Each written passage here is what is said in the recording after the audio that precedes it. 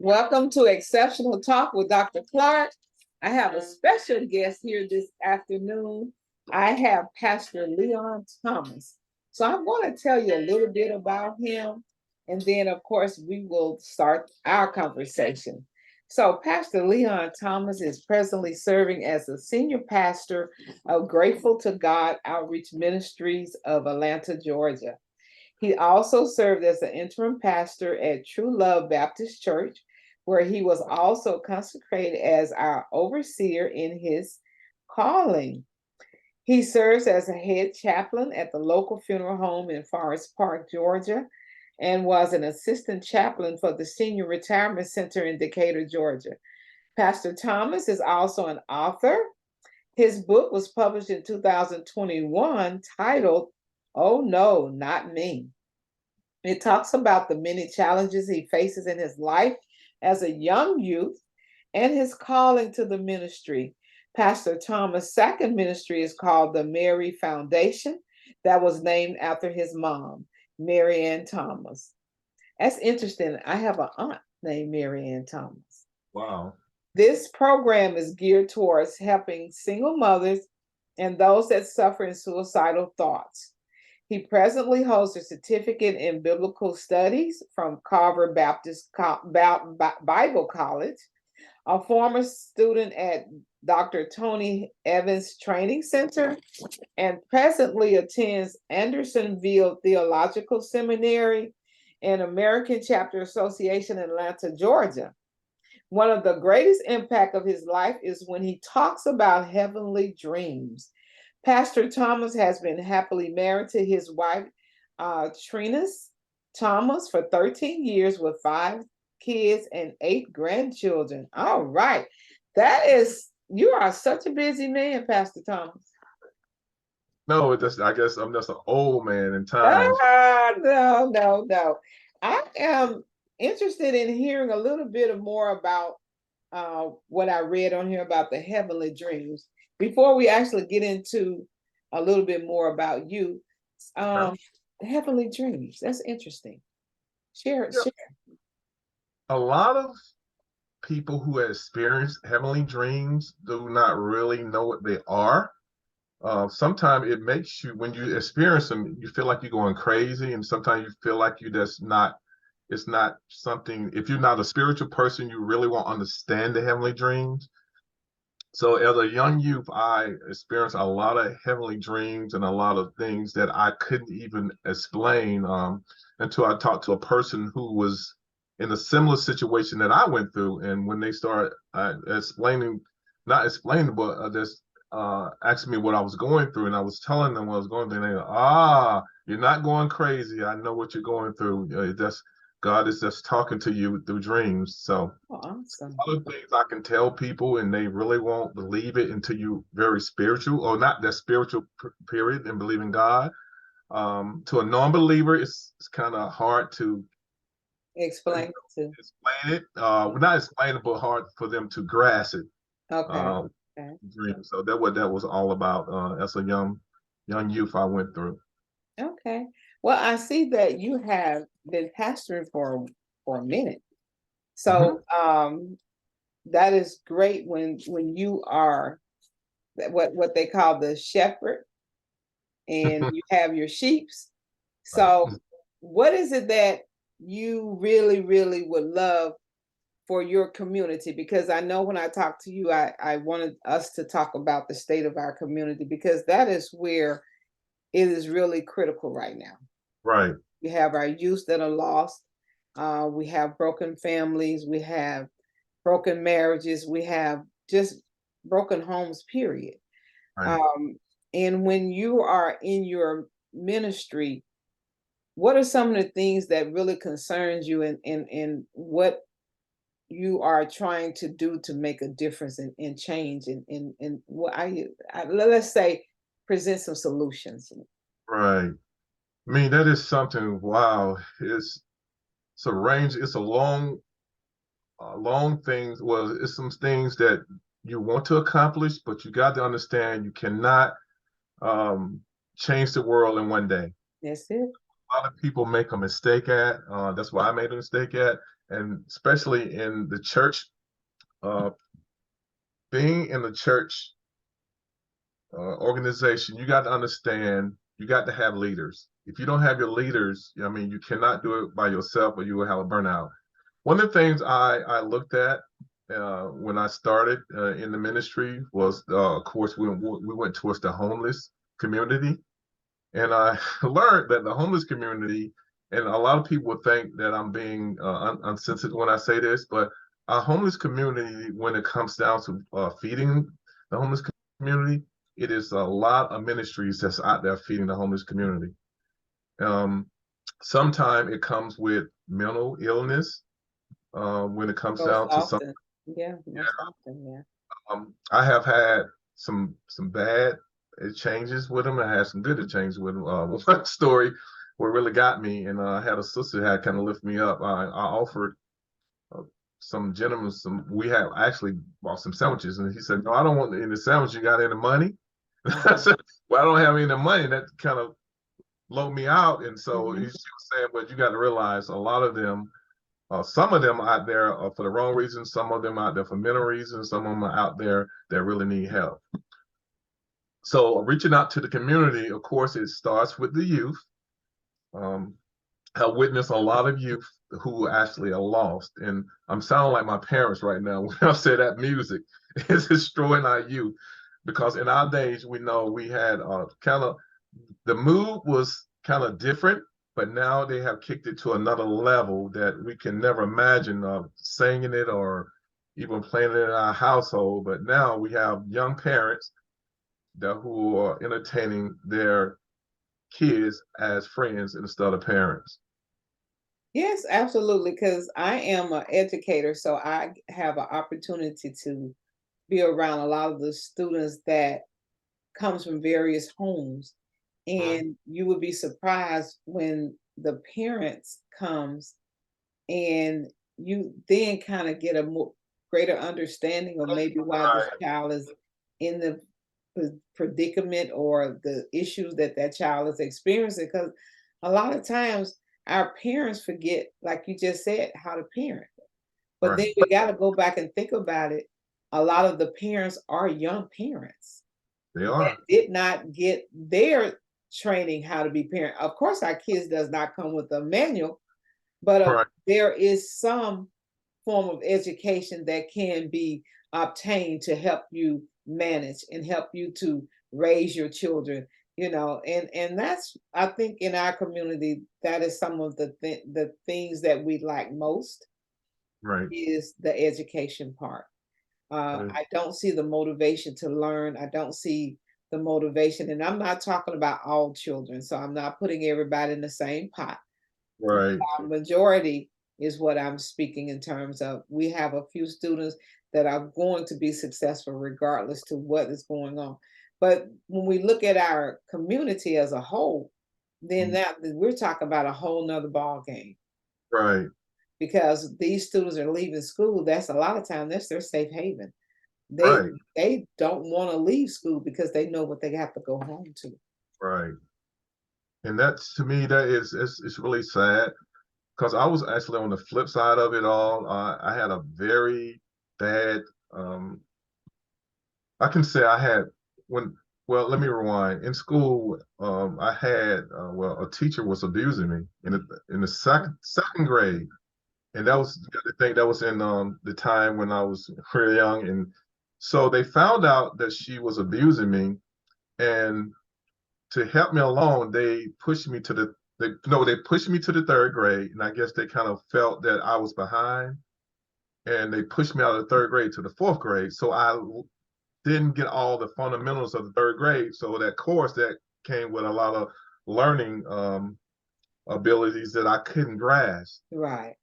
So as I went through school, I mean, I kind of went through school, kind of flying through school, and the teachers was I did have the teachers that really cared and they knew that something was wrong. And just like you say, they had that ear for it. And I had one teacher was saying, "Look, I know what you're feeling. I know what's going on, and I'm gonna try to help you." So that kind of scared me as a kid. You know, imagine a kid thinking that he's stupid and, Right.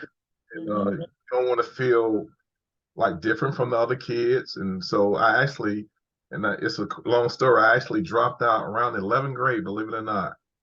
My parents were livid. They was upset, like you almost there. Right. Right at the door. You right The there at the door. door.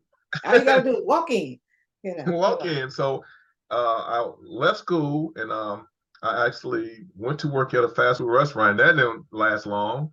That's lasted Okay. about 2 weeks. Okay. And I had one teacher say, "Hey, why don't you try Job Corps?" And Job Corps, that when it was on Westlake Avenue. I mean, it was wonderful. And you know, a lot of Job Corps teachers are retired teachers from the system. Okay. And I had two teachers, well, three teachers there, and they're like, "Look, we know what you." They seen, they had an ear for it, and they said, Right. They saw your potentials. "Yes." So they start teaching me a little different than the curriculum that the school was teaching, and of course I was like, "Oh my gosh, I'm not stupid. I get it." Mm-hmm. When Mm-hmm. I started feeling that I got it, my self-esteem kind of built up more and more. So I can say learning, yeah, it's a big part of your self-esteem. Yes, absolutely, absolutely. And it's so ironic that we're having this conversation because I actually work with students with disabilities. And Wow. yes, I'm a department chair over the DES department, which is Department of Exceptional Students. Um, and I'm a CTI coordinator, which is Career Technical Instructions, that I work with students with disabilities in the career and technical classes. So I see a lot of what you're talking about because they are capable and they are able to do the work, but often they have put in such a box. And Yes. a lot of times, as you stated earlier, it's the teachers a lot of times that put them in that box. Yes. That makes them feel that they are incapable of learning because they'll say to them, "Oh well, she won't understand, or she won't be able to comprehend." But we have to find all the various ways to make it simple, Right. layman, so that Hmm. this child will be able to comprehend. And that's why I try to make sure that accommodations are provided to our students. If Hmm. they need extra time, that needs to be allotted. So it is so great to know that you have overcome your Oh yeah. learning curve. Oh yeah. And now you know how to, as the people say, teach yourself, because that's what we do anyway. You know, even with me being a doctor, half of the time I had to immerse myself into the research and the learning. It didn't come from the teachers, it came from me. So Wow. that's why I try to teach my students now that when I was growing up, you had to go home and do homework. School Right. did not stop in school. Right. But so often now, school stops at school. There are some parents that really emphasize them, doing the homework, studying, and I try to tell my grandchildren the most important thing that you're going to always have in life is your knowledge, because nobody can take that from you. And if Exactly. you learn the basic and the phenomenal way of how to read, how to, as the old people used to say, arithmetic, you know, doing your math. If you can get those things down, you're good to go, because Right. life is going to teach you so much more. So it's great to hear your story, and tell me a little bit of when you start to go into and I saw the seminaries. Hmm. How did that impact you, knowing that you have now overcome all of that, and now you're going in and you're studying to be a minister? Just tell me a little bit about that. Well, actually, Dr. Clark, it was really scary in the beginning because here I am coming from Job Corps to a career to going into a seminary school, and I'm saying, "Oh my God, I can't believe I'm going into a seminary school." When you're hearing about syllabus, what is a syllabus? So I'm Right. hearing these stuff, and I'm like, "Oh gosh, can I really do this? Can I really achieve this?" And when I got into, I started at Carver, and that's when it was on Northside Drive, and of course, through all the generation, it skipped one generation and it hit my generation. So it's we had pastors all out through my family, but it skipped my uncles and all of that, and it Okay. jumped to my generation, which I really didn't want it. To be honest with Right. That's what happens. Your calling, that's the, you don't ever know your calling. My father was a minister, you. and I have three brothers, and they're all ministers. And my oldest sister, they try to let her, they try to let her know, girl, you're an evangelist. I'm not an evangelist. And when I'm talking to people, they'll say the same thing to me. They'll ask, "Are you an evangelist?" I said, "No. I'm just a woman that of God that knows who she is and knows who she is." And I was raised in the word. I didn't know any other, because again, my father, when I was born, was already a minister. So I didn't know anything. I was the child that would be in church every Sunday, on a Wednesday, on a Thursday, choir rehearsal. I could not wait till I got grown so I didn't go to church. Yeah, like we say. I'm like, when I get grown, I'm not gonna go to church at all. My dad, Know the oh, feeling. you going to go? I'm like, no, Dad. When I get grown, I'm not gonna go to church. But it's so crazy because when I actually did get grown enough to know that now I'm in adulthood and I got responsibilities, and when Right, life starts to come upon you, you're gonna find yourself going right on back to church. right. They said when you know better, you do better, right? Absolutely, absolutely. So Yes. you were afraid. What you think the fear was The for you? fear was learning something new that I have never, because I know now in school, they prepare kids who want to go to college and all that stuff, elect classes. So keep in mind, I did drop out and I had went back to another school and I finished and got my high school diploma, but I did not witness that. I did not experience that those classes that trying to get you prepared for college and all of that stuff. So like I said, when I heard when it says syllabus, I'm looking crazy like, what is a syllabus? I don't know all of this stuff. So it was really scary. It was scaring and that, I think that's in our community. It has an impact because we're afraid to to experience new things that's out of our realm. Yeah, Not healthy things, not negative yeah. things. So You're absolutely right. That's why it's good to expose children to more than just their mere environment. Uh, right, I actually really do try to emphasize at school that our children have to be exposed to more than just what's in their neighborhood. right. And I had a teacher told me that once. She said, Leon, she said, it's more than life, and that's your community. And I Mhm. could never understand what she was talking about until, like you said, the old folks said, till I got grown Right. and I experiencing stuff through a corporation that I was in and talking about flying on an airplane, flying on a what?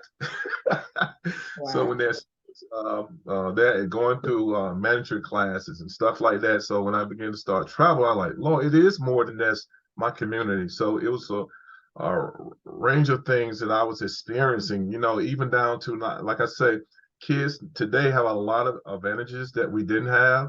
Um, Absolutely. And they even don't take advantage of it though. they do not, even down to like a checking account, saving money, stuff like that. I was never, even my parents, they tried, but they still, I can say they learned from their generation. Mhm. So, it was more grandma putting money up under the mattress. And Right, that, absolutely. Yeah, I so, can remember my father, he didn't believe in putting his money in the bank. And right, it took me even years as an adult to understand the importance of having good credit because they yes, didn't have to worry about credit because they would go to the store and it was mainly bartering and they will just they'll be able to get whatever it is that they want and they paid it during time or on time or however. right, So there wasn't a lot of emphasis on credit for our blacks. And right. that's why I'm so glad that there are so many seminars and there's so many resources for us to learn the importance of credit. Credit is our buying power. That we still catching up, because I Yeah, remember absolutely. something that I did a long time ago and it still was being a young guy making money and going out and buying a car that you can afford in your budget and And of course, stuff, you get the repercussions of that, and it falls on your credit and it ruins your credit, and you try to do this. And I mean, it's something that you're right, it's education. It's these programs that we need to be a part of to learn, so it can teach us how to maintain a good credit score. Absolutely. And that is one of my, I guess, my visions that I like to talk to the pastors, because you all have such an outreach, to the community. And when you all have these various different programs for children, it opens up a whole new world for them. I met a young man, he was only about 12 years old and already a millionaire. And Wow. he only started just from writing little books about credit. His father was a financial guru. So, of course, his son picked up a lot from his dad. Right. And now he's written books about it. He's one of the big children on Disney. So there are so many opportunities.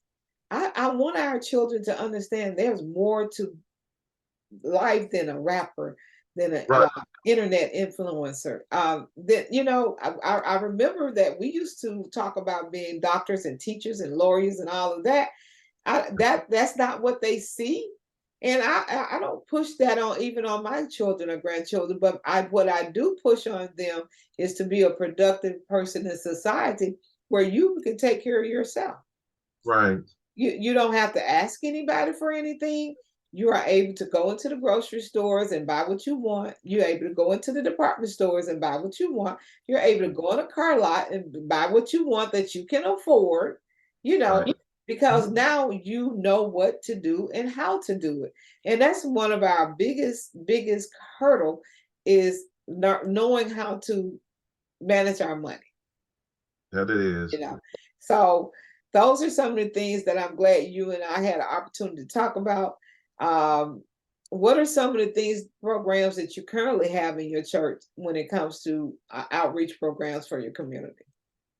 So we are actually a new church. I hate saying new church, but we are a church that's actually started up in the community that we are in now, and we're trying to set up some programs. So with the thing with programs, I have learned trying to find out what's out there, what suits the community best, what you're in, because I'm not saying that Bankhead is different from Buckhead, but it's the what outreach you're trying to look for or what you're trying to grasp.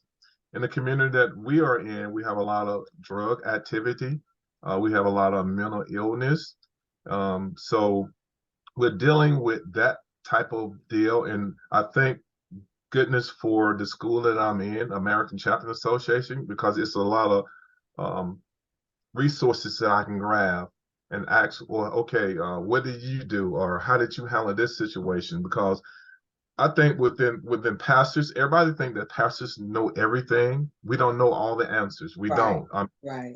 No man know all the answers. So No man. Yeah. yeah, and we're so afraid of asking questions because we think that it will make us look lower than the next person, but it really don't, because it really helps you to help someone else. So I have learned to that, like they said, there's no dumb questions. So I always ask questions. Hey, do we have any type of things that's going on in the community that I can go to get the resources? So I had I said a spiritual sister of mine. She actually know about what is this? I forgot, the gardening and the foods and stuff like that. She said, "Hey, we have food and we have vegetables and stuff, so you can come over and get it." So that is another program that it was in our mind of setting up or going. I know a lot of us are kind of tired of the vegetables and the eggs that they're giving out, but it's really helping a lot of people, Okay. believe it or not. But I always tell people you can feed someone, but when they still having mental illness,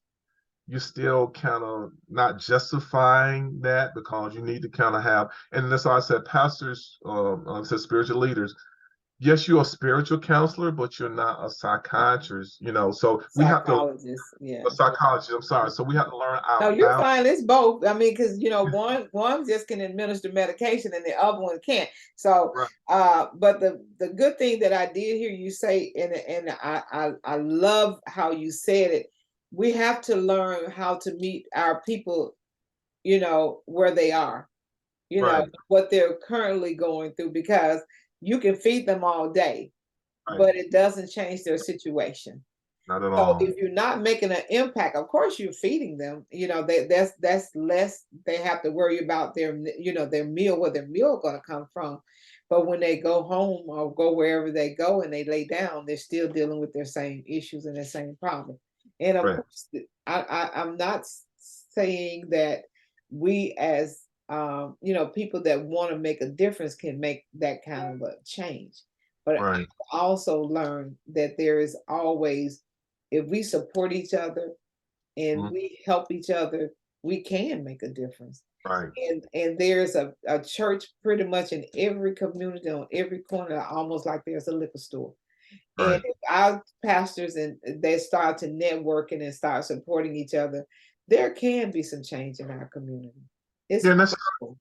I'm sorry, Yeah. and that stuff, I guess, from the earlier church, because we have so many different religions, and I don't like using that word religion, because everybody have their own thing going on. Mhm, They're mhm, so afraid of coming together mhm, as one body of Christ, which we all are one body of Christ, but mhm. everybody have their Because it's own. only one God. Yeah, It's that's like there's only one 285. How right, we get there to 285, we all gonna probably travel differently. But right. the most important thing is that we gotta understand is that we still all gotta get the 285 to get where we're gonna go. And that's why I think what lies with that problem of when you was talking about we all have to come together and communicate. It's just we're so stuck on what religion that we're in. Like you have a Baptist church, on corners, you have the Lutheran churches, and you have the Methodist churches. So everybody have their own ways, and it caused a crease and it caused a problem. And not forgetting the Church of God in Christ. So everybody's just trying to come together, but they're butting their heads because everybody has so many rules and regulations, so many protocols for the following. And so at the end of the day, it's all about helping people. That's how I actually That's see it. it. It's like how I feel about in education. It's all about just our children first. That is the whole reason why we as teachers are there. But what I Right. want to do is I try not to have my podcast so long because I don't want when my viewers are listening, I want to get every bit of that. So I'm going to stop here, and this will be segment one. And if you have the time, we can come back for a few more minutes for segment two, because I think this is great. So I am going to stop right here. Please get my viewers return for part two with Pastor Leon Thomas. Thank you. Exceptional Talk with Dr. Clark.